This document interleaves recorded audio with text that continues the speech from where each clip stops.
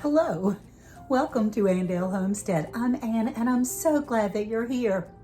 There's been a lot of interest in learning how to work the Carry electric canner, so I thought I'd do a little video so it will be faster than a live and you will be able to know. Now, I bought a package of boneless chicken thighs and it's not enough for a great big pressure canner, but you know you have to pressure can meat. And this little thing will let you do little jobs. So I fixed up a quart of teriyaki chicken and I fixed up a pint and a half of duck sauce chicken, and we're gonna learn how to use the Carry canner today. Thank you, Lead Farmer, for suggesting this. I hope you get to see how easy this thing is. I know you're gonna want one. All right, now, this Carry electric canner, it just has a locking system that you can open it up. And the pan inside, let's see if I can show you the pan inside.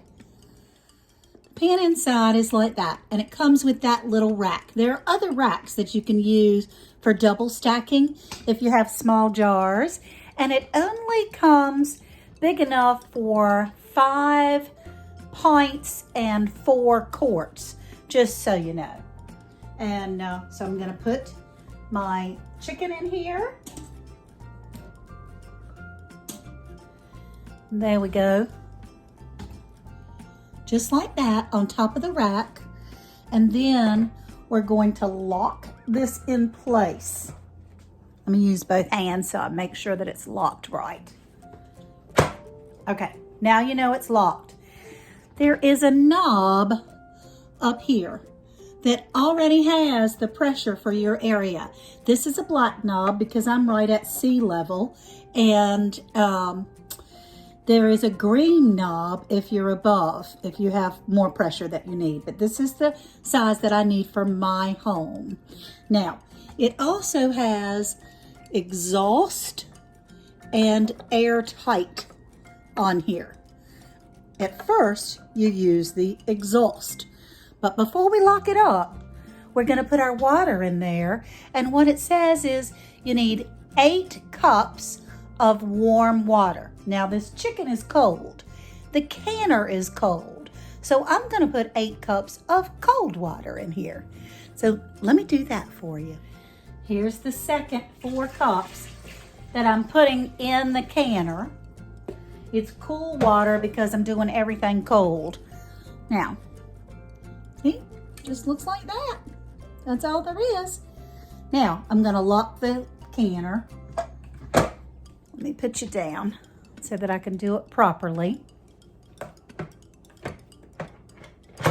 There, it's locked in place.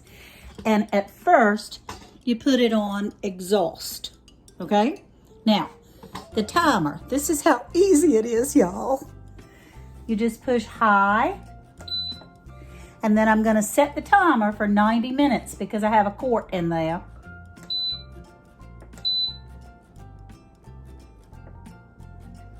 And 90 minutes, okay? And then I push start. Now this is gonna go around until it builds up enough pressure and the right temperature to be able to start cooking.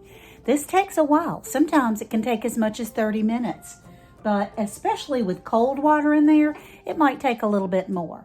So I'm not gonna keep you. I'll show you what it does when it comes up to temperature. In the meantime, I wanted to show you something fun that came in the mail just a few minutes ago. I got my stickers. Here's the Land of Plenty stickers. Aren't they adorable? Well, let me pull one out. Aren't they super cute? You guys are gonna get some stickers for the holiday season. Now see, it's still going around. I'll bring you back, let you see. It beeps at you, it tells you. You can walk around the house and do whatever you want to because it beeps at you and tells you when to come back. I wanted to show you a little bit how it's getting ready. Oh, look, E10 it says. It just got down to, it just beeped right then, which is good timing. Now you see the steam is coming out up here, and it's kind of fizzling a little bit. It's still on exhaust. You also want to be aware that you will warp your cabinets if you have this thing up close to your cabinets. So as this counts down at E, it goes from E10 all the way down to E1. This is that 10-minute time that goes on when, you know, our larger pressure canners get up to the right pounds or amount of pressure, and we still let it go for 10 minutes before we close it down. That's what this one's doing. So I'll show you when it gets down to E0. I'm always reading the instructions just to be sure. So you do the same. This is the Carry electric canner. And it's really not very expensive if you check it out. The thing that makes this so easy is that you put it on and you can walk away. It talks to you electronically. And now it's down to E4. So when it gets down to E0, that's when we turn it to airtight. And I'll show you all about that. It's down to E2. And I've had so many people that have asked me and purchased this canner because of some things that we've talked about. And of course, when I was chatting with Led Farmer and he said, golly, you need to get one of those canners. He said, do a video. So that's what we're doing. Now, this is not the canner for you. If you have a huge thing of tomatoes or collards or something like that, if you do a bunch of things at a time, it's not really good for it. But if you have a package of chicken thighs or chicken drums, or you have some meat or some leftover spaghetti sauce or some soup, and you have 4 quarts or less, you don't have to fill this with empty jars or anything. You can just put them in there because it's not really bright.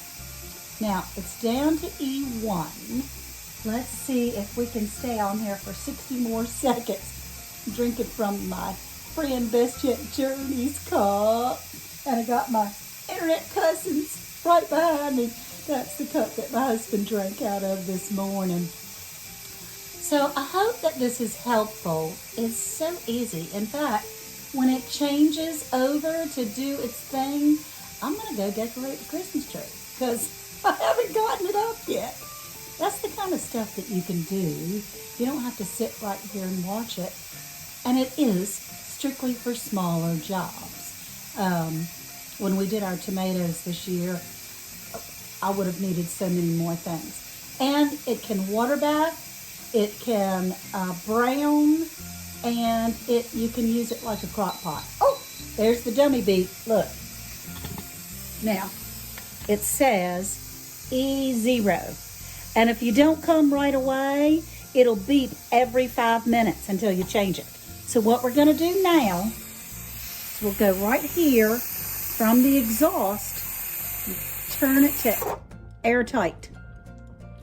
And that's all you have to do.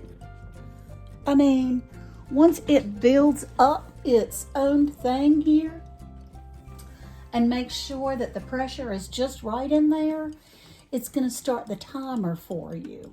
And I set the timer at 90 minutes because I do have a quart of meat in there. And, you know, you just kind of walk away. It shuts itself off, y'all. Once it hits that 90 seconds or 90 minutes, it shuts itself off. It does say that you need to let it sit for an hour before you open it. I haven't quite waited an hour every time, but that's the part that's a little bit of a pain if you have another batch that's getting ready to go in there. So I'll be right back and I'll show you when it gets started on the timer. It's so easy.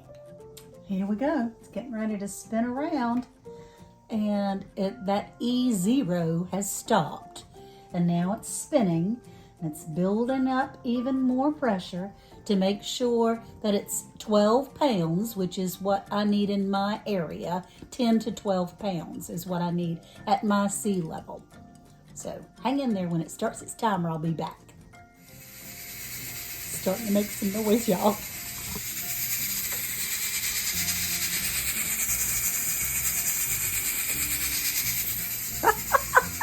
That's a sweet sound when it happens on our other big pressure cookers, and it's a sweet sound here too. Okay, there we go. Look at here. See? It started the timer of 90 minutes. I haven't touched it. I haven't done a thing. It's just cooking itself right away. Only button I have touched since it started was to change it from exhaust to airtight. Once you set it, you go. So now we have an hour and a half for this thing to cook, and I'll bring you back when it's done. I was in the other room decorating the Christmas tree, and it says off. So for an hour and a half, I've been doing other things. Now what I do is I go ahead and unplug it. And then you're supposed to let it sit there for an hour. So that's the demonstration. I'll bring you back when we have it cooled off enough that I can open it and pull those 2 jars out. Thanks for watching, okay? It's been almost an hour, and what I'll do is see it's airtight right here. Gonna check it by turning it to exhaust. Oh, nothing comes out. So let's open up the canner. Put you down a minute. There we go. Open it up. Ooh, there they are. Pretty as ever. I'll go get the holder. We'll pull them out. So for your smaller jobs, if you only have 1 or 2 jars, let's see if we can get this out. Oh, can you see it's still boiling? Let's get the other one. Oh, that's still boiling too. Woo! Awesome chicken. There we go. So that's using the Carry electric canner, and it's easy. It's not hard at all. Thank you guys for coming. I'm Ann. This is Andale Homestead, and you guys take care. I hope to see you soon. Bye-bye now. Thank you for coming. Thank you for coming.